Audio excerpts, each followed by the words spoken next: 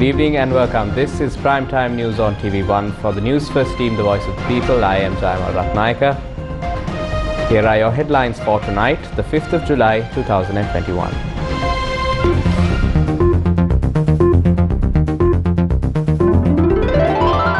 "15 more health trade unions on strike.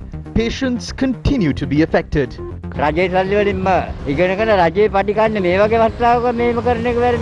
Concerns over the legality of the ban on the import of chemical fertilizers. Sale of lands through Selandiva has put the nation in jeopardy. Trade unions raise concerns. MP Marikkar's definition of the SLPP. මේක තනිකරම හොර පොහොට්ටුවක්. තනිකරම හොර පොහොට්ටුවක්. බොරුවෙන් වංචාවෙන් මුලාවෙන් මිත්‍යාවෙන් මේ රට මේ මිනිස්සුම ආඝාතයට කියන හොර පොහොට්ටුවක් මේක.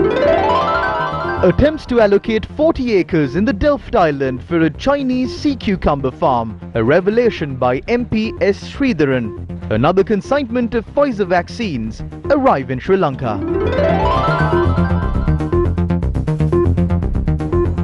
On to your top story for tonight. President Gotabaya Rajapaksa says the cooperative movement can play a vital role in providing relief to farmers and consumers.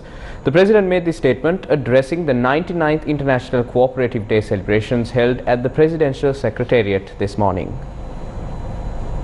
The President pointed out that the cooperatives could intervene to buy agricultural produce directly and provide it to the consumer at a concessionary price while keeping a profit. He added that this opportunity can be used to revive the cooperative movement that collapsed with the advent of an open economy. The President further pointed out that the cooperatives could make a significant contribution to the success of the organic fertilizer and solar energy programs planned by the government. The first Saturday of every July is designated as International Cooperative Day in 112 countries around the world. The COVID-19 pandemic is a global disaster that is beyond our control. The only option to face this threat is the vaccine. Already we have received 2 million doses of the vaccine this month, and we are in the process of administering that. In the middle of the month, we will receive 2 million more. At the end of the month, we would receive another 2 million. So altogether, we will receive 6 million doses of the Sinopharm vaccine. In addition to that, we are attempting to get 3 million more doses of the other vaccines as well. According to how things are going so far, we will be able to open the country in September. If we do not open the country soon, we will not be able to push the economy of the country forward.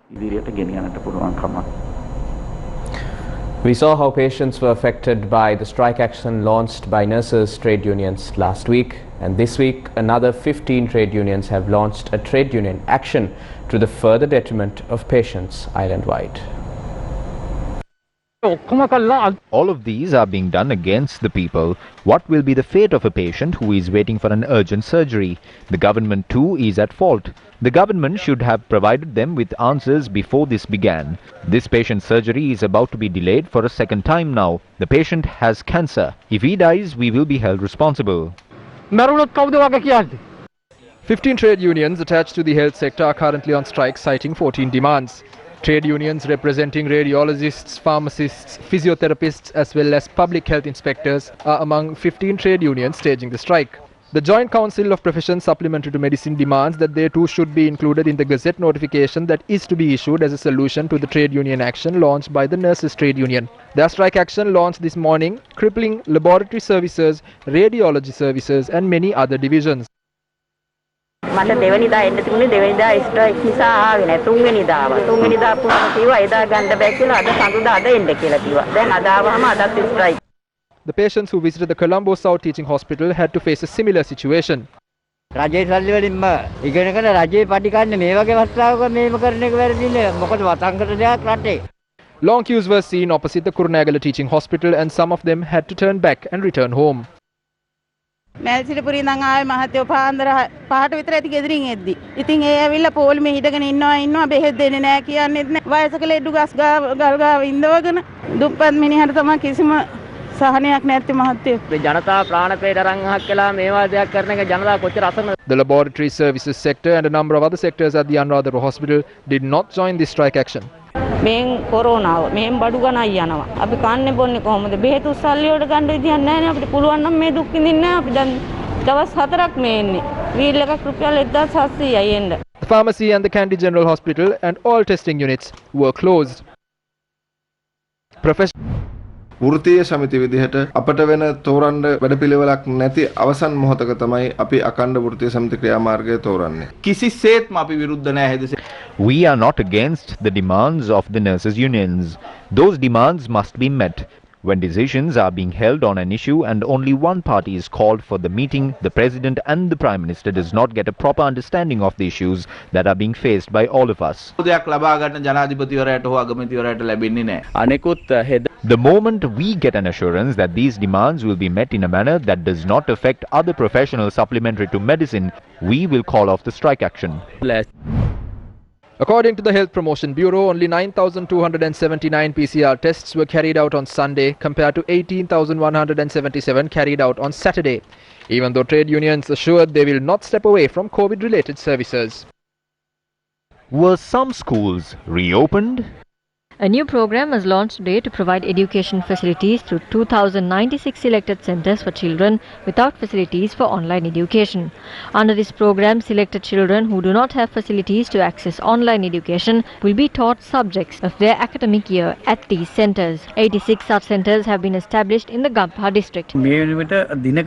At present, there are 3 subjects taught per day. 2 subjects are taught in the morning and 3 subjects in the evening. We bring in students from the 11th and 5th grades, and after reviewing the success of this, we will identify the shortcomings and systematically bring in the 10th, 9th, 8th, 7th and 6th grades as well as the 4th and 1st grades.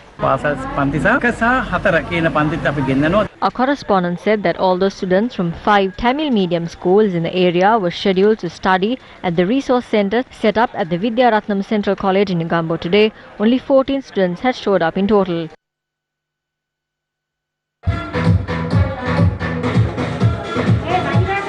Nearly 10 children were called to the Resources Centre established at the Kottagala Tamil College today. The Ministry of Education stated that the plan is to bring at least 10 students to each classroom in order to carry out educational activities. I'm not saying this is a complete cure that will solve all the problems, but an urgent step is clearly needed as of today. All of these resource centers provide these tablets. Then there is no need to climb trees and roofs to pursue education.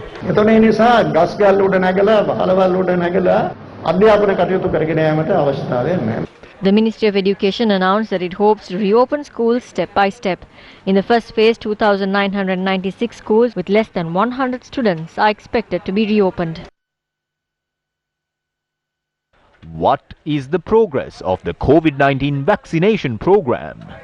The COVID-19 inoculation program was carried out at a number of selected locations in the island today, including selected Tri-Forces hospitals. People above the age of 30 years in the Western Province will be able to receive their vaccine jab between 8:30 a.m. and 4:30 p.m. A large number of people received their vaccination jab at the inoculation centre set up in Diyatuyana in Batramulla.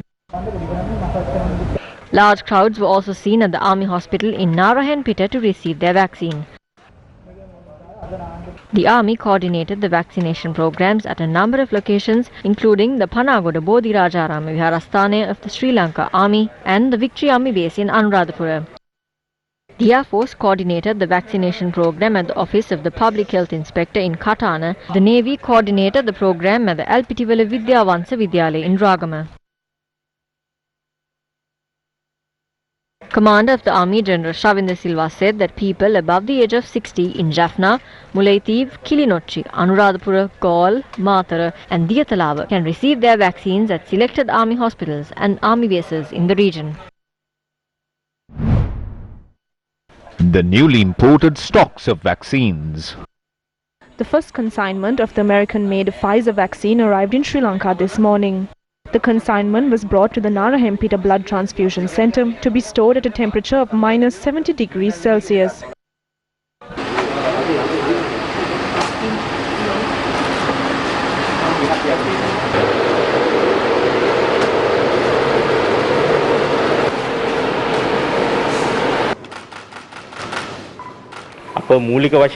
We have reached an initial agreement to get 5 million doses of the Pfizer vaccine. We received the first batch of these vaccine doses today. Nearly 27,000 doses were brought to the island this morning. This will be used to inoculate people who need it the most in the country, and the Ministry of Health will confirm this in the future. ඔබට ඉදිරියේදී සෞඛ්‍ය අමාත්‍යාංශය මගින් හවුරු කිරීමක් කරයි. මේ මාසය තුලදී ලක්ෂ 2ක පමණ මාත්‍රා අපිට ලැබෙනවා. ඊළඟ මාසයේදී ඊටත් වැඩි ප්‍රමාණයකුත් අවසානයේදී මිලියන 5ක් දක්වා අපිට මේ මාත්‍රා ලැබෙනවා. The World Bank stated that the first consignment of Pfizer vaccines was brought to Sri Lanka this morning. A stock of 800,000 doses are to be received in the next few weeks. The communique issued by the World Bank states that financial aid will be provided to Sri Lanka to secure 5 million doses of vaccines. A new method of applying for GCE advanced level examinations has been introduced. A decision has been made to call for applications for the GCE advanced level examination for the year 2021 only via online media. The Department of Examinations stated that the acceptance of applications from schools and private candidates will commence from today and is set to continue up until the 30th of July. Information on the call for applications can be obtained online by visiting the official websites belonging to the Department of Examinations, www.donets.lk or www.onlineexams.gov.lk. Students in government schools are advised to apply for the GCE advanced level examination using the usernames and passwords given to them by the relevant school principals. It has been confirmed that the lion named Thor at the Dehibala National Zoo has contracted the alpha variant of COVID-19, which was initially discovered in the UK. This was confirmed following investigations carried out by the Department of Immunology and Molecular Medicine at the Sri Jayawardhanapura University. The Dehibala National Zoo announced on the 18th of last month that a lion named Thor, who was brought from the Seoul Zoo in South Korea in 2013, had contracted COVID-19. A debate has ensued over the legitimacy of the Gazette notification issued by the Ministry of Finance on the 6th of May 2021 banning the importation of chemical fertilizer. This issue has arisen following revelations made regarding the Gazette notification at the Parliamentary Committee on Public Finance. MP Anura Priyadarshana Yapa, chairman of the Committee on Public Finance, said that the Fertilizer Secretariat of the Ministry of Agriculture has pointed out that according to the Gazette notification issued on the 6th of May banning chemical fertilizer, mining and extracting nitrate from the soil has also been banned. According to MP Priyadarshana Yapa, the Fertilizer Secretariat has pointed out that it is not possible to import organic fertilizer which has already been cleared via a tender.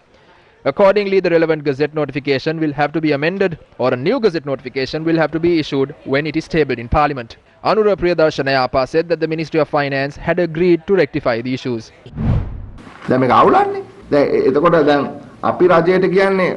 Now this is a huge issue. This has become the law.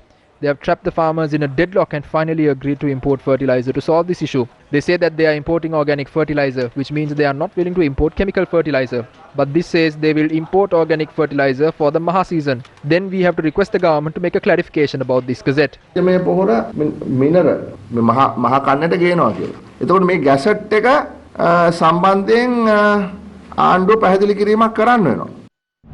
Just like paddy and vegetables, main exports in the country like tea and cinnamon have been massively impacted due to the fertilizer crisis.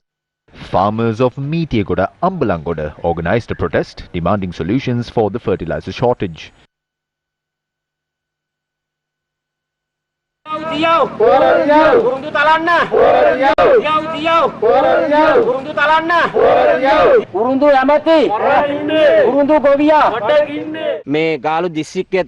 are 12,000 hectares of cinnamon in the Galle district. The cinnamon farmers in the Galle district are suffering due to the lack of chemical fertilizer. The cinnamon oil industry is on the brink of collapsing. They cannot continue this industry without chemical fertilizer. Do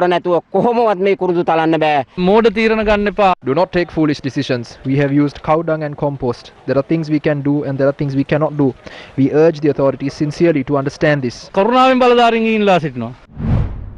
මේක බලන්න කොච්චර මේ රුපියල් 20000කට වැඩි ප්‍රමාණයක මේ අපි ගොවි ජනතාව අසරණ වෙලා තියෙන තරම කොච්චරද කියලා මේ රජයට පේන්නේ නැද්ද දන්නේ නැහැ මේ කිසිම බලධාරීත්ව මේ පේන්නේ නැද්ද මේ සම්පූර්ණ බරම කුණු වෙලා තියෙන්නේ. These are potato farmers of Vallimada. දරුවන්ට ජීවත් වෙන්න විදිහක් ඇත්තෙම නැහැ මහත්තයා. අපි කොහොමද මේ දරුවෝ රැකගෙන දරුවන්ගේ දරුවෝ රැකගෙන ඉන්නේ කොහොමද? හොඳටම අහේනියට වැඩිලා ඉන්නේ කන්න දෙන්නේ නැහැ දරුවන්ට. මේ බලන්න අපිට වෙලා තියෙන දේ මේවා හදන්න කොහොමදින් ගන්න නැතුව අපි කොහොමද කරන්නේ? මහත්තයා ඇයි අපිට කොහොම කරන්නේ? අපි ඡන්ද දෙන්න හින්දාද? ඔක්කොම අනාථ වෙලා ඉන්නේ. අලොන්ඩ 100 200 නිකන් ගොඩ ගහලා තිනවා. දරුවන්ට කන්න දෙන්න විදියක් නැහැ. බලෙන් ලිපට වැටෙනවා වගේ එකක් අපිට වෙලා තියෙන්නේ. ඔයගොල්ලෝ නිකන් බලන්න මේ ගොයියෝ ගැන විතරක්. මේ රටේ කාලකන්ණි පාලකකින්ට තේරෙන්නේ නැහැ. ඒ වගාව විනාශ කරපු මුන්ට හෙන හතම ගහන්න ඕනේ. These are small tea estate owners in Yatadola, Matugama. The leaves have turned green. Look at this. All these trees are on the verge of dying. The rulers of this country will never understand our plight. We cannot sell these leaves in this estate. Our only option is to uproot them and destroy them. ඒක නිසා මේවා ගලවලා අපිට විනාශ කරන්න තමයි වෙලා තියෙන්නේ. ඒකස් ටික ගලවලා දාලා පුළුවන් වෙන මොකක් හරි වවාගෙන ඉන්න තමයි දැන් බලන්නේ. මේ විරෝධයන් සියල්ලම එල්ල වෙන්නේ ආණ්ඩුව ජනතාවගේ මූලික උවමනාවන් ඉටු කිරීමට අසමත් වීම පිළිබඳ ප්‍රශ්නය. All these protests reveal the government's failure to fulfill the basic needs of the people. The people are taking to the streets to express their grief over the destruction of their crops right in front of their eyes. We need to listen to the justified grievances of these farmers. We must find solutions to these problems. It is to fulfill that responsibility that our organizer in the Badula district, Samantha Vidyaratna and Namal Karunaratna, and the All Ceylon Farmers Federation, as well as the chief theories of the temples, have come forth. Look at the fate that has befallen the common people of the village. What is the government doing now? An attempt is being made to suppress dissent through arrests. If the president thinks he can get away with suppressing dissent, he is mistaken. The only way that the complaints of the public will stop is if solutions are provided to them. ඔබට මේ ජනතාවගේ බුරබුරා නැගෙමින් තිබෙන විරෝධතාවයන් නතර කළ හැකි වන්නේ එම ජනතාව මුහුණ දී තිබෙන පීඩාවන්ට විසඳුම් ලබා දීමෙන් පමණයි. The series of protests organised by the Samagijana Balavegya demanding solutions to a number of issues, including the increase in fuel prices and the shortage of fertilizer, continued in several locations today as well. MP Buddhiga Patirana joined the protest in Moravaka. The group arrived at the Moravaka town from Pallegamadiniyaya in a vehicle procession.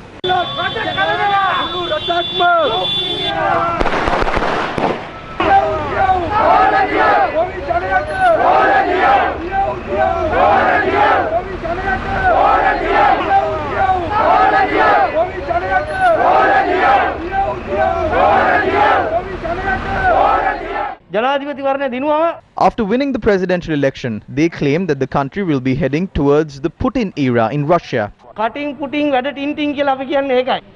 Now we cannot find anyone who even voted for the flower bud.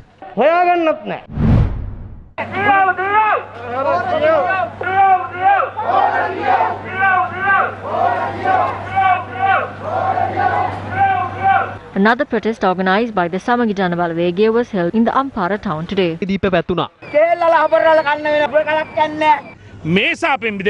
We are telling the people that this government needs to be changed immediately in order to end this scourge. And with that, we cross over for a short commercial break. Stay with Newsfirst. Bellboy's got you covered. Download Bellboy today to get all your household appliance fixing and repairs done. Now available on Android and iOS. Welcome back to the news. Following are the views expressed by parliamentarian of the Samagijana Balavegya, S.M. Marika, this morning. failed top 10 pennanna. Today we would like to point out the top 10 failures of this government. Who is the first on that list? President Gotabaya Rajapaksa. He vowed to the people that he would create a productive country, but the country has failed. Number 2 on the list is the Minister of Finance, Mahinda Rajapaksa. Instead of punishing the perpetrators of the central bank bond scam, he has granted permission for them to restart operations at the W.M. Mendes and Company Limited, which is owned by those rogues. That has entirely collapsed the country's economy. Number 3 in that list is Namal Rajapaksa. He is responsible for dragging Sri Lanka cricket into an abyss. 4th place on the list is Minister of Health Pavitra Vanyarachi. She first went behind herbal tonics and pots, and now against the backdrop where temples and churches are closed, she has permitted spas to remain open. In 5th place is the Minister of Education, Professor G.L. Piris. The Education Minister has failed by taking away online education from children and leaving their future in darkness. Number 6 is Mahinda Nandalud Gamage. At first he said that he would not let a single grain of rice be imported. We have to be clear on the fact that it was the Ministry of Agriculture that created a fertilizer crisis and will eventually drive this country towards a famine. Next is Minister Bandula Gunawardena. He is gearing up to increase the prices of essential goods and bring black money to Sri Lanka. At number 8 is Minister Uday Gammanpilla. He is responsible for increasing the price of fuel, which saw the spike in many essential items including food items. Number 9 on that list is Minister of Ports and Shipping. Now the situation is such that they have made ports in the country inefficient, and it has come to a point where the western container terminal of the Colombo port is going to be sold to an international company. The 10th position is held by Minister Sarath Weerasekara. Not only him, everyone wants to know who the culprits behind the April 21st attacks are. There may be many more varieties of failures, but the bottom line is the entire government has failed. The Flowerbud Party is a band of thieves. Their party has deceived the people.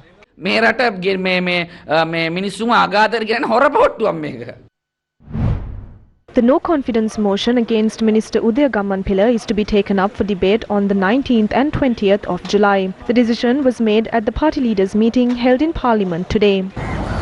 The common parliamentary tradition is to give priority to the no confidence motion. Finally, we agreed to have this on the Monday and Tuesday of the 3rd week of July. The government fears a division. Those who spoke openly now have to vote against this, whatever said and done. Views were expressed today regarding the internal political turmoil reported from within the ruling party. The no confidence motion against Minister Uday Gammanpilla. Gammanpila මහතාට විරුද්ධව තියෙන විශ්වාසභංග යෝජනාවට දින නියම වුණා අද පක්ෂ නායක රැස්වීමේදී. දැන් කොහොමද ඔබතුමා ඒක දකින්නේ? ඒ අවස්ථාවේදී In that instance, as a party, we expressed our opinion and the opinions of those in the grassroots. We have all the right to express those opinions. In this situation, we will discuss amongst ourselves and leaders of other parties and take the necessary decisions. We will hold these discussions in the future and make the necessary decisions. ගන්නවා ඒ සම්බන්ධයෙන් ඉදිරියේදී අවශ්‍ය සාකච්ඡා පැවැත්වලා ඒ අවශ්‍ය තීන්දුව తీරන ගනී. ඒ කියන්නේ දැන් ඔබතුමාලා තාම තීරණය කළා නැද්ද කොහොමද එතුමා ඡන්ද දෙනවද විපක්ෂවද පක්ෂවද කොහොමද කියලා? නෑ මෙහෙමයි. මෙතෙන්දී In this instance, providing relief for the people is a different matter, but putting the government in jeopardy is a completely other matter. We will not make uncalculated decisions based on the deceptions of the parties opposing us. We have to make it clear to the people that this is not an attempt to strengthen the opposition, but to openly express our opinions. කිරීම සඳහා නොවේ කියන එක අපි ජනතාවට ඉතා පැහැදිලිව කියනවා. එතකොට ඔබතුමාලා මහලේකම්තුමා විදිහට කියන්න පුළුවන්ද ගම්මන්පිල මහත්තයාට පක්ෂව ඔබතුමාලා පක්ෂයක් විදිහට ඡන්දය පාවිච්චි කරනවා කියලා? That is a decision that must be taken following discussions with all party leaders. සමග සාකච්ඡා කොට ගත යුතු තීරණයක්. ඔබතුමාත් දැඩි මතයක හිටිය මේක ගැන ඔබතුමා As a party of the people, we are still of the view that our previous stance was correct. දී කියන දැඩි මතය අපි අදටත් තියෙනවා. ඔබතුමාගේ ඡන්දය කාටද දෙන්නේ කියලා තාම තීරණය කළා නැද්ද? ඔබතුමාගේ අපේ Our party holds discipline with high regard. We have to decide as a party. පක්ෂයක් හැටියට තීරණය කළ යුතුයි. Basil Rajapaksa's supposed entry to Parliament. Especially Honorable Basil Rajapaksa will come to Parliament on the 8th. We believe he will take over as a cabinet minister and provide a good constructive solution to the economic woes of the country. The other thing is that he, as a skilled and experienced leader, will give strength to Prime Minister Mahinda Rajapaksa and President Gotabaya Rajapaksa when problems arise in the country. Basil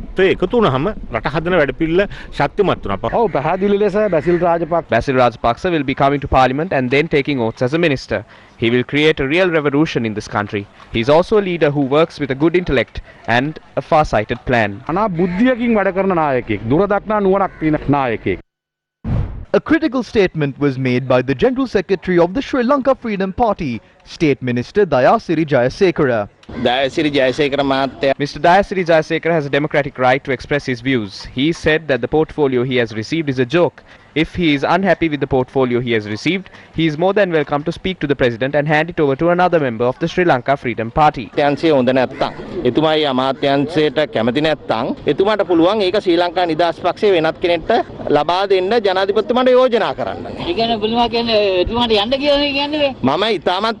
What I have said very clearly is that if the ministry he has been given is a ridiculous one, if he cannot work in it, he should give it to someone who can work and step down. First of all, I want to tell you that the Sri Lanka Freedom Party is not a strong part of the government. It is a weak part of the government. There are stronger stakeholders. This is the truth. If there are people who do not agree with the government, I think they should leave the government immediately. because no one has the right to criticize the decisions taken by the government from within. No matter what ministry I am given, I will not criticize my subject area. Instead, I will try to develop it.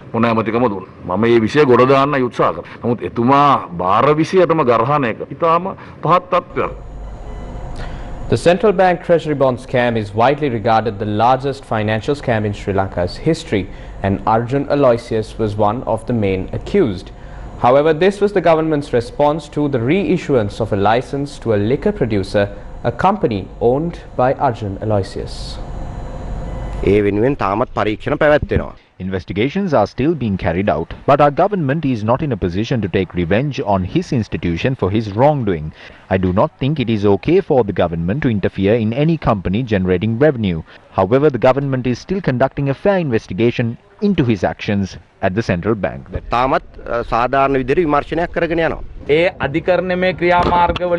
I cannot say whether the decisions made by those courts are good or bad, but nature punished those who were involved in the bond scam at the time. We are still of the same opinion as we were then about how far the country has collapsed as a result of the catastrophic impacts of the bond scam. Archbishop of Colombo, His Eminence Malcolm Cardinal Ranjit, says plans are afoot to reclaim 100 acres of land belonging to the Muthurajavela Reserve.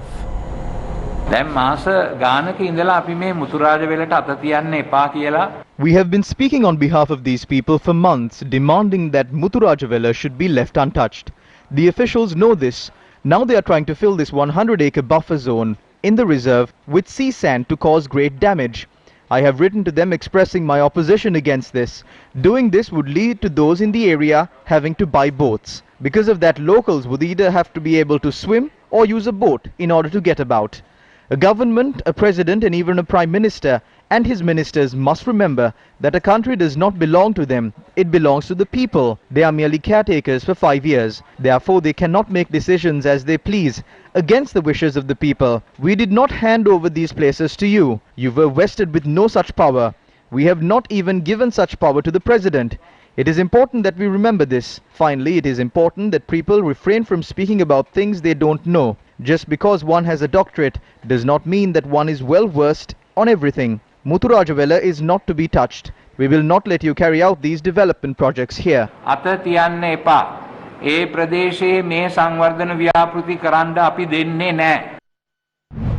The Organization to Protect Public Property and Human Rights held a press briefing in Colombo today.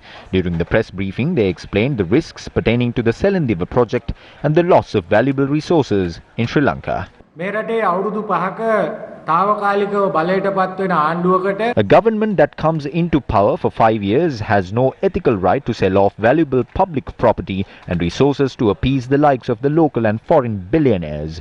There is a massive building at York Street where the head office of the Bank of Ceylon and offices of many other government departments were located in. This is the building where the Grand Oriental Hotel is also located. The government is proposing to sell this building off and several other valuable buildings to Selandiva. At the end, this is an attempt to carelessly hand over our national assets to foreign and local entities. පොහොසතුන්ගේ මනදොල පිනවන්න එහෙම නැත්නම් ඔවුන්ගේ අයිතියට යටත් කිරීමේ වැඩපිළිවෙලක් තමයි ආණ්ඩුව අරගෙන යන්නේ. මේ තපල් දෙපාර්තමේන්තුව සහ රජයේ සතුව තිබුණත් මේ පුරාවිද්‍යා Although the General Post Office is owned by the government, these are properties that have been constructed under the Antiquities Ordinance. The Postal Service has been started here in Sri Lanka during the colonial rule, and the speciality here is that this is the first post office in Asia. There is an underground tunnel running to the port and the temple trees. As of now, it is sealed with concrete.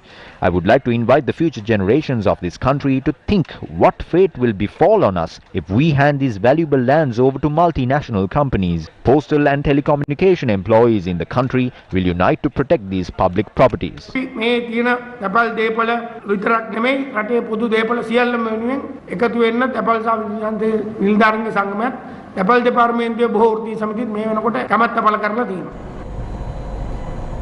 News First has continuously brought your attention information regarding an illegal sea cucumber farm operated via a China-Sri Lanka joint venture in Kaudarimunei in the Kilinochchi district. Yesterday, joining the mineral program on Shakti TV, parliamentarian of the Tamil National Alliance, S. Sridharan, made a revelation about another plan to commence a sea cucumber farm in the Delft Islands in Jaffna.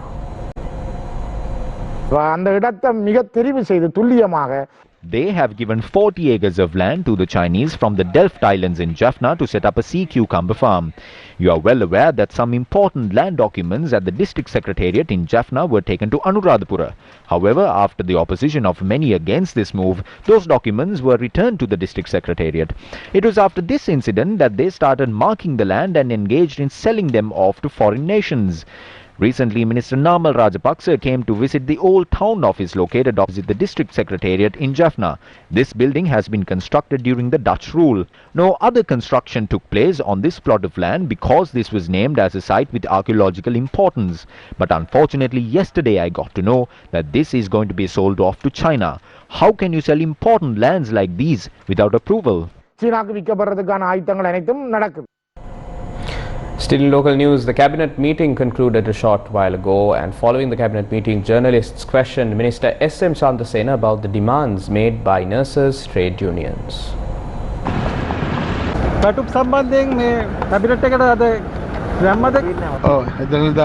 The proposal regarding nursing officials was put forward to the cabinet today. The President and the Cabinet held discussions regarding that. Instructions were given to Minister of Health Pavitra Vanniyarachchi to look into this and take a decision that will benefit all parties. And with that, it's a wrap of Primetime News on TV1. For the Newsfirst team, the voice of the people, I'm Jayamal Ratnayaka, along with our sign language interpreter for tonight, Brian De Cruz. However, we leave you tonight with the views expressed by Venerable Vanavasi Rahula Thera, who is also the founder of the Jatika Namal Uyana. Take care, stay safe, and good night. The Epilogue.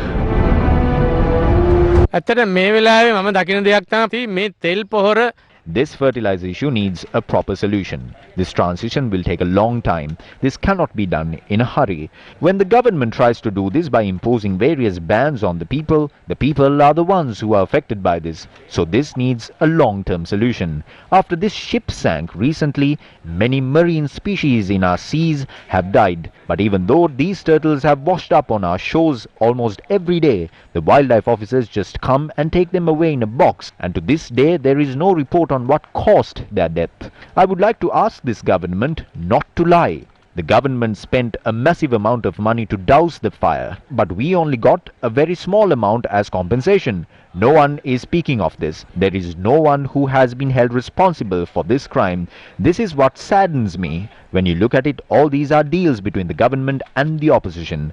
The people are the fools. I would like to say the people who voted for these 225 members of parliament are the ones who must be blamed.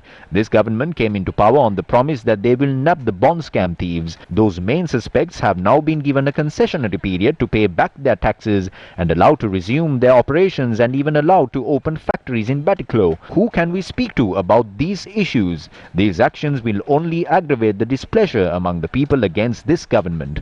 All of these issues have been swept under the carpet.